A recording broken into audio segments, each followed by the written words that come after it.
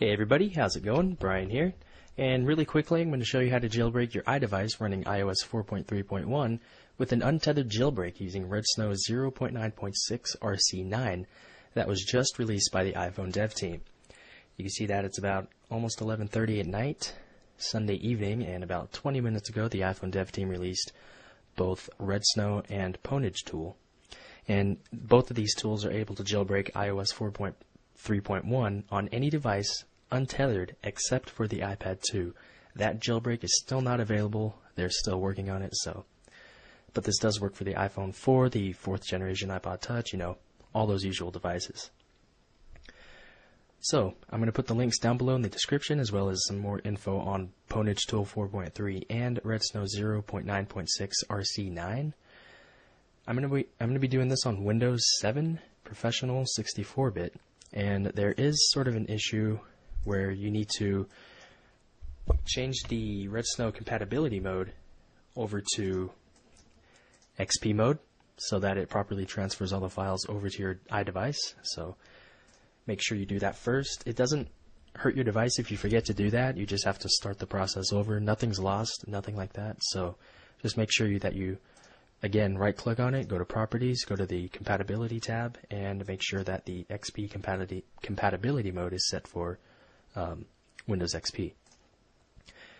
Once you do that, you can go ahead and open up Redsn. I'm going to move it over to the left side of my screen, and the reason I'm using my video camera to record this is so that I can easily just bring my iPhone 4 into view when necessary, instead of, recording my screen using screen capture software and then using my external camera to record what's on my iPhone.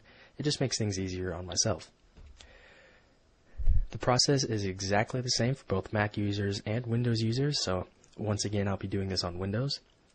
So, to get started, you need to open the Redsn exe file, and you need to click on Browse, then you need to go look for your iOS 4.3.1 IPSW file. Once you do that, it's going to process the firmware. Once it says IPSW successfully identified, you can go ahead and click on Next. It's going to go ahead and do some stuff real quick. It's going to patch the kernel, do some sort of magic. Now, if you're on a 3GS or an older iPod Touch, you should see some options for changing the boot logos. That's still not available for the iPhone 4 yet. So I'm just going to leave Install Cydia checked. I'm going to go ahead and click on Next. This screen tells you that you need to have your device turned off but still plugged into your computer. Now here's my iPhone 4. It's running a clean install of iOS 4.3.1. I did put my applications back on here and some of my music and stuff. I did this earlier in the day. I started completely from scratch. So I'm going to go ahead and hold the power button, and I'm going to go ahead and get this turned off. So the phone is off and it is plugged into my computer. So what I'm going to do now is click Next on Redsn. It's telling me to hold the power button for a couple seconds. The second step is to, without releasing the power button, hold down the home button for about 10 seconds. Step 3 is to let go of the power button but continue to hold onto the home button. This pretty much puts your iDevice into DFU mode. So you can see that on Redsn it is exploiting with Lime Rain. It's uploading the first stage.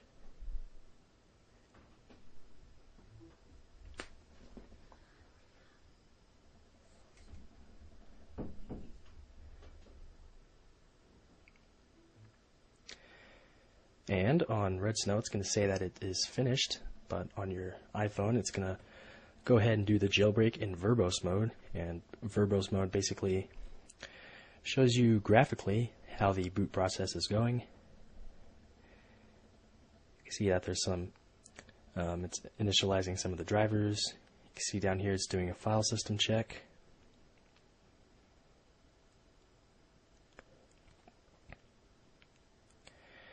This process could take about 2 to 3 minutes or so, and here we go.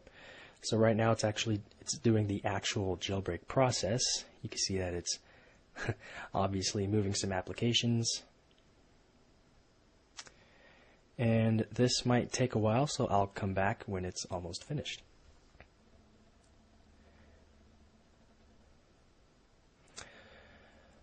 Okay, so the process sort of went by too quick to where I couldn't bring it back into focus quick enough, but it was doing some more installation of different things, and once that finished, it's immediately gonna reboot your device. So as you can see right now, I'm at the Apple logo.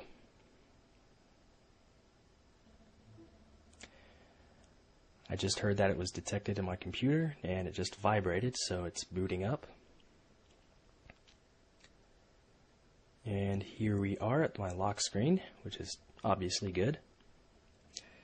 And I'm going to wait for, keep getting a bunch of boxcar push notifications, so I'm going to wait for this to finish screwing around. Let me go ahead and clear those two apps out of my multitasking dock. And here we have Cydia.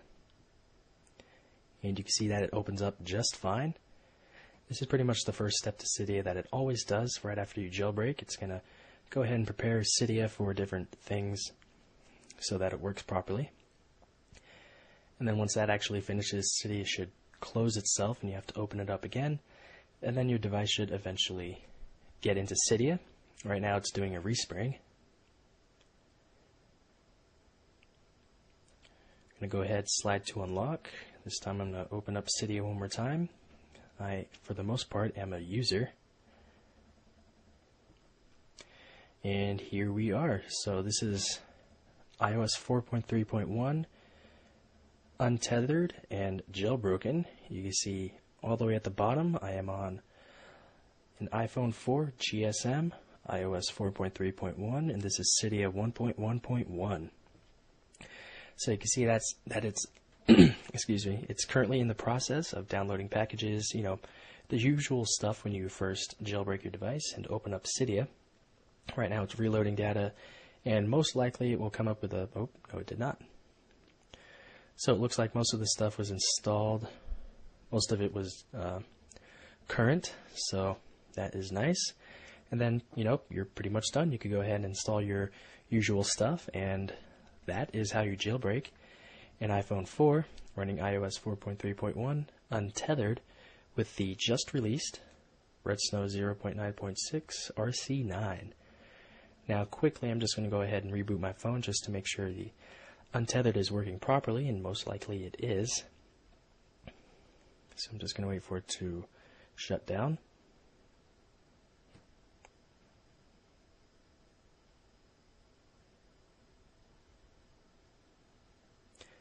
Taking a little bit longer than expected to shut down, but sometimes that happens. So I'm going to press the power button, wait for this to boot back up. Arm's getting a little bit tired from holding the phone up for about 5 minutes or so, or however long it's been.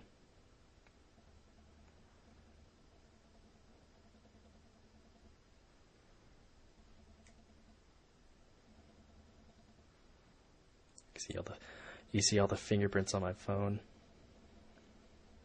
But that is to be expected. So I just heard it connect to the computer. It just vibrated because it's in silent mode. And it should be going to my lock screen. Here it is. And everything seems to work. So the untethered exploit is definitely working. And that was just a quick video on how to jailbreak your iDevice running iOS 4.3.1 using the just released Redsn 0.9.6 RC9 from the iPhone dev team. So thanks everybody for watching. If you have any questions or issues when doing this, you could go ahead and leave them down below in the comments area. But that's about it. So thanks a lot for watching, and I'll talk to you guys soon.